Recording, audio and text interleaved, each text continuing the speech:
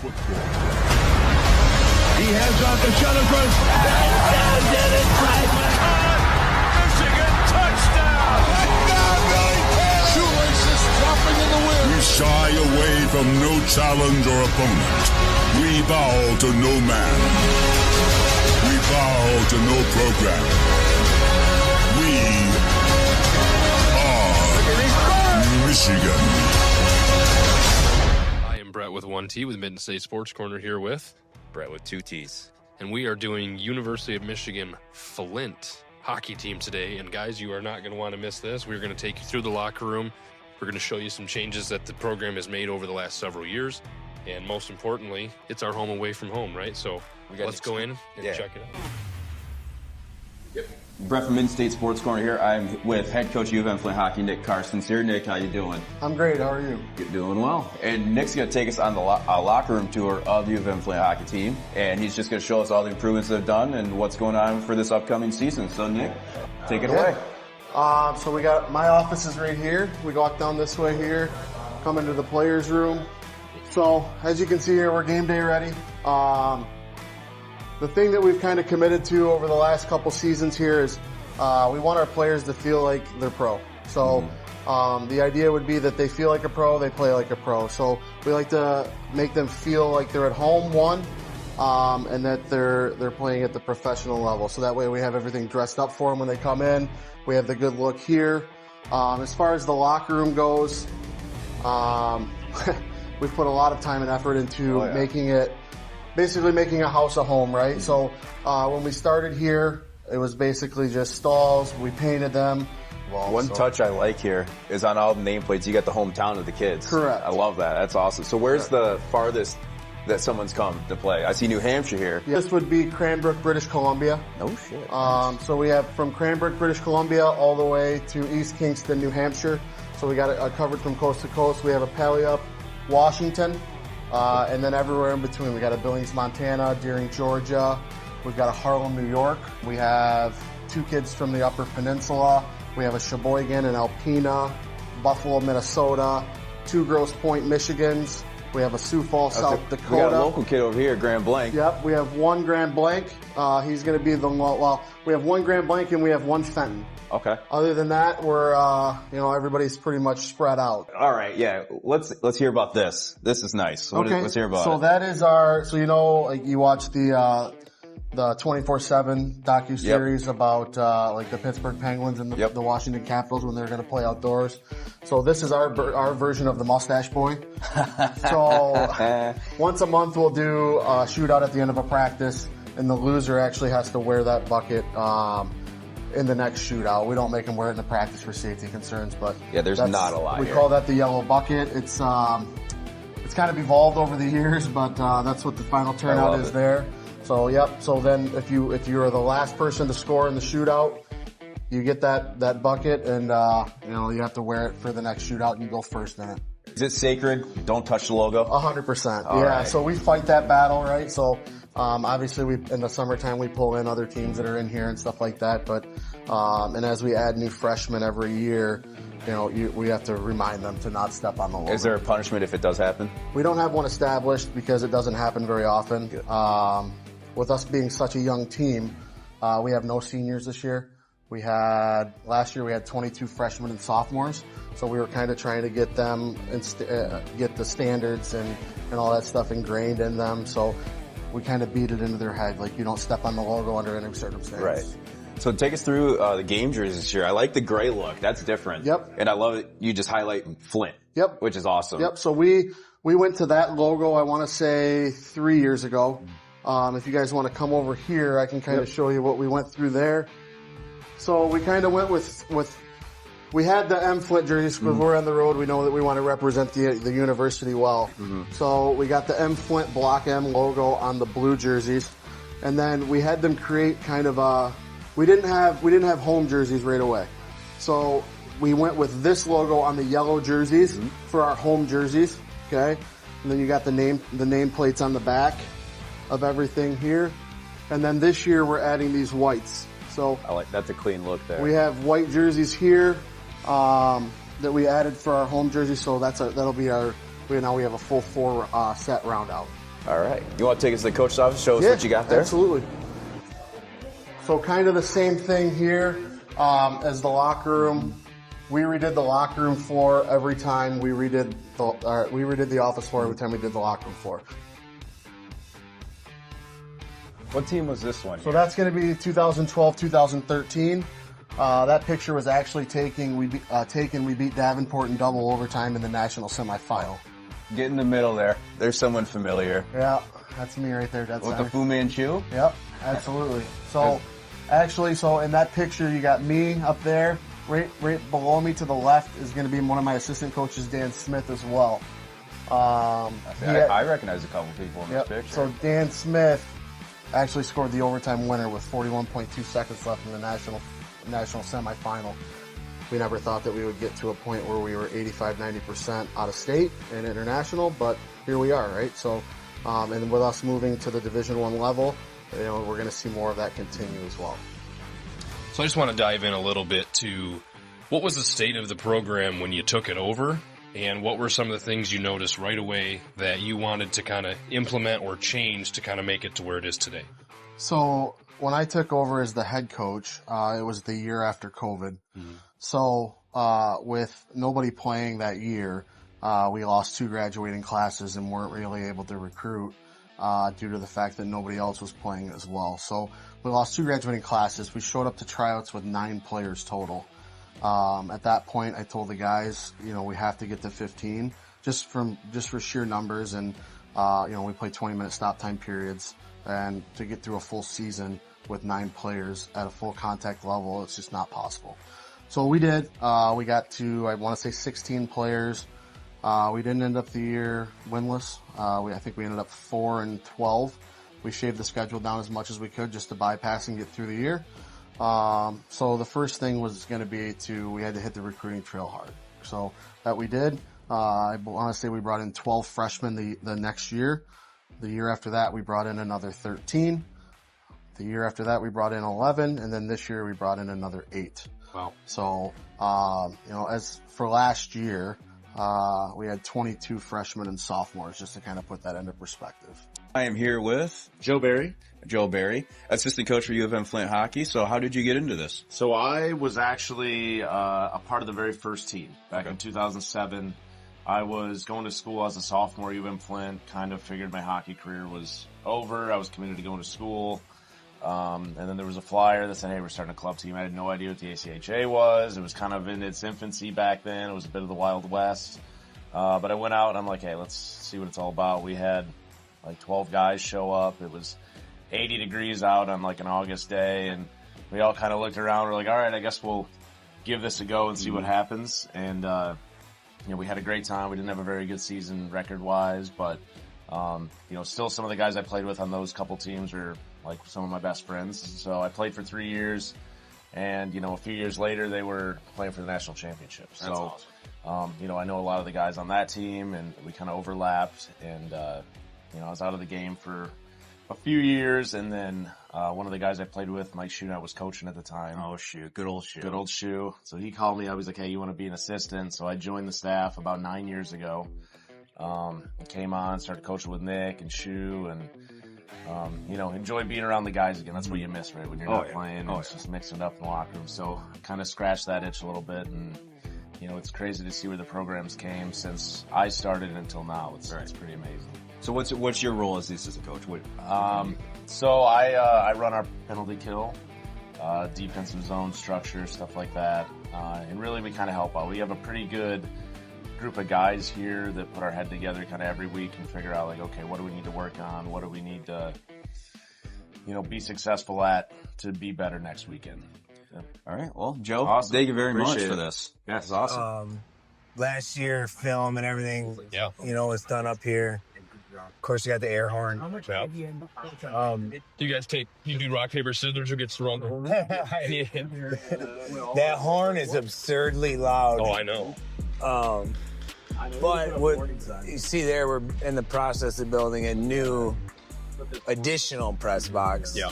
And so we'll film from there. So we're center ice, a little better vantage point. You still gonna utilize both spaces then? Oh, yeah. Yeah. Yep.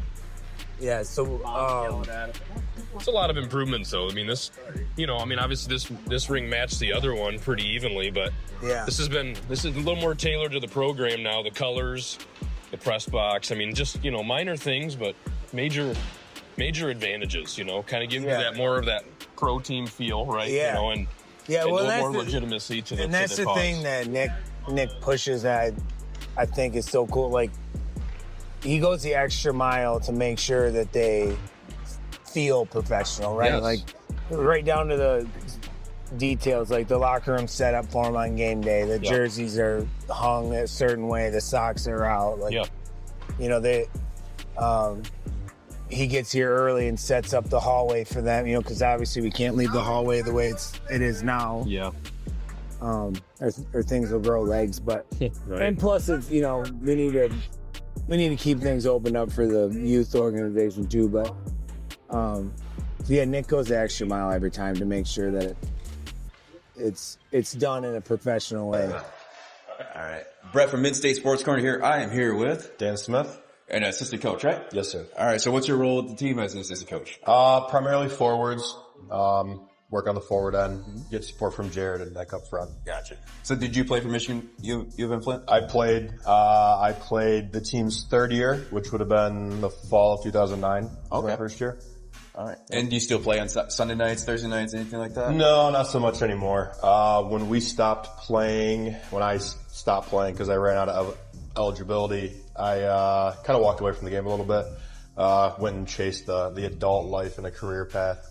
So I moved back up to the area March of 23, and me and Nick played together. Obviously, we were roommates, so it's been in talks to get back up here and get tied back into the program. For a Speaking while of now. Nick, Speaking of Nick, that's typical. So when we moved back in the area, it became a reality, and there's just a lot of love for this program. I played here for 5 years. I went from shocked that we won our first 2 games. My first weekend of playing, we won 2 games. The year before, they won 2 games the entire year. And we just continue to grow and grow and grow. A lot of local kids. I was probably one of the less local kids from southern Oakland County. We had a lot of Genesee County kids. But great team, pulled together, made it to a national championship.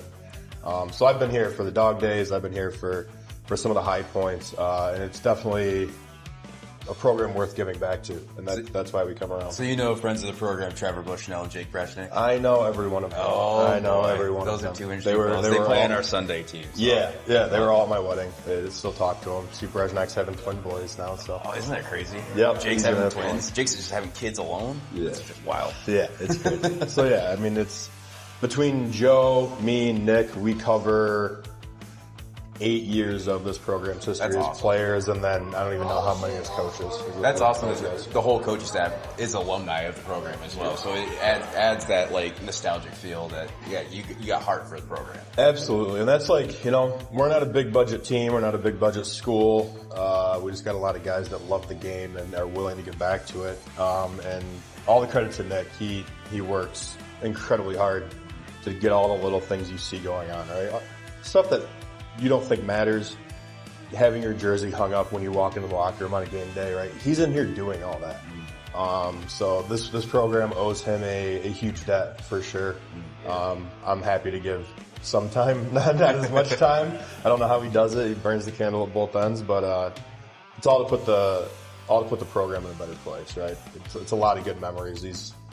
I tell the kids every year, well, last year and again this year, you look around the room, there's half the team that you've never met.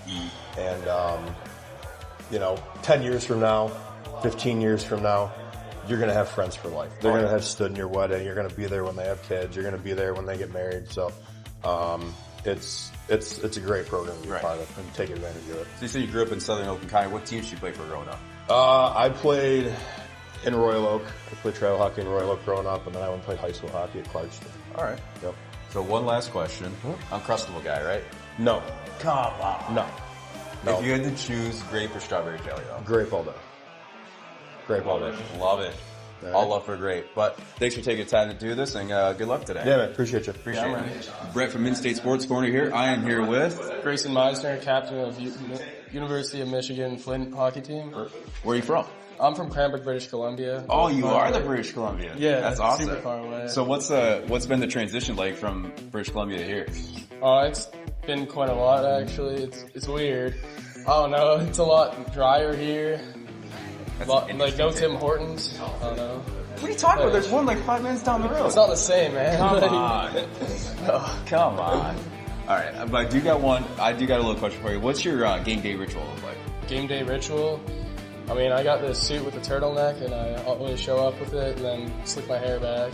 I don't know. I had to ask someone earlier, who brought in the teal suit today? The teal suit? Oh, that's our goalie, Tabor. Oh, that makes a lot of sense. It's yeah. goalie. Of course it's a goalie.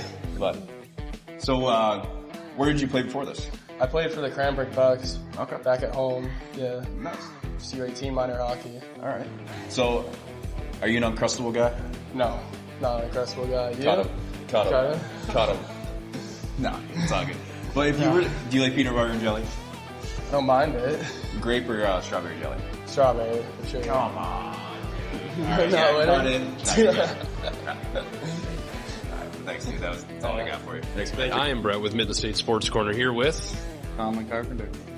And he is with the UofM Flint hockey program, and we just wanted to ask him a couple of questions. Starting off with, where are you from, man? Played with me in Pennsylvania, but just moved to Rochester, Michigan 2 summers ago. Okay, and where'd you play hockey before this? I played juniors for Elmira Impact and the Buffalo Stampede and the Pennsylvania Huntsmen. And what was, let's say, the biggest adjustment to this area of the country for hockey versus where you played before? Hockey's definitely more known here than Pennsylvania, so I guess that's cool. I mean, in Pennsylvania, the closest rink to me was like 30 minutes. Okay. Now living here, it's like I could walk to a rink, so it's really cool. But definitely a lot more competitive up here, for sure. And what are you going to school for? Finance. What do you want to do with your degree when you get done with school? I'm looking to be a financial analyst, or in investment banking, and hopefully work my way up to being a financial manager. Yeah. Okay. Give me your biggest influence or your biggest role model for where you are today. Who would that be? I mean, no one in my family really played hockey.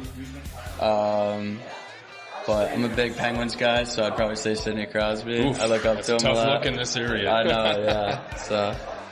Crosby, we'll touch on that for a quick second, but Crosby being, towards the end of his career, what are some things that you can pull from him? Obviously he's been great no matter where he's been, but what are some things that you can pull from him, as far as in your hockey career? Yeah. Well, I know he plays forward. I'm a D-man, so our games don't really match up, so I know he's a great leader and he's a great communicator, so I try to lead on and off the ice and help the guys out. Last question I got. Are you an Uncrustables guy? Yeah. Grape or strawberry? Grape. But you got to toss them in the air fryer. Try that out. Ooh, I like that. That's the first time we've gotten that. I like it. I appreciate it, man. Yeah. Thank you so much. Thank you. No problem at all. Yeah. Good luck today. All right. I'm Brett with Mid-State Sports Corner here with Nick Temple. And Nick plays for the University of Michigan Flint hockey team. Nick, thank you for taking the time. Hey, thank you for having me. Where did you play hockey before this? So I grew up around here, so about 10 minutes south. But so I just played travel hockey down in Brighton, and ever since then I played high school, and then I went to play juniors, and I played out in Boston, and then the next year I played out in Texas, and now I'm here. And this is your first year, second year? This is my second year. Second year in the program. What did you think of it last year? What are you most excited for this year? I thought it was good. Obviously, we were a young team, and I'm excited to have more growth and facing better competition. So I'm excited for the year and see how the boys do. You got a game circled on the calendar this year that you're most excited about? Saginaw Valley. I know a couple guys up there, and it's a really rowdy place to go. So I'm really excited for it. Yeah. Okay. What's your degree? What are you going to school for? Going to college for computer science. Not really sold on it, but just figured it'd be for the future, Okay. Was there something specific that put you there, or was it just kind of like I picked that one? Kind of just picked that one. Okay. Was trying to figure out what was probably the best job for the future, and the way the world is going now, I figured, why not, I guess. So obviously, you've been in the program, like I said, obviously your second year. Yep. What are some things that, you could say that the world may not know about UofM Flint's program that you're most excited to share? I'm excited to share that we're a bunch of hard-working individuals that are a really close knit family, and when we put our minds to something, we can do anything we want. You know what I mean? Okay. Yeah. So we've asked everybody else that's come through so far. Uncrustable fan? Do you like Uncrustables? I love Uncrustables. Okay. What flavor is it? Grape or strawberry or Nutella? I'm a strawberry guy. Perfect. Yep. I'm a strawberry guy. That's another one for me, just so you know. All right. And last question. Yep. Give me a score prediction for the game today. I don't know how they are, but let's go 4-0. All right, we're gonna bet a box of Uncrustables on that score. So. Appreciate the time. Yeah, thank you so much. You all right? You don't have to shake some. No, you got all the game jerseys here right above us now. All game jerseys, correct. So I did see a jersey hanging in the locker room. It was just a lone 16. Is there any significance behind that one? Yeah, so there was a former player, Chris Bruno. He played on one of the earlier teams that tragically passed away in a car accident.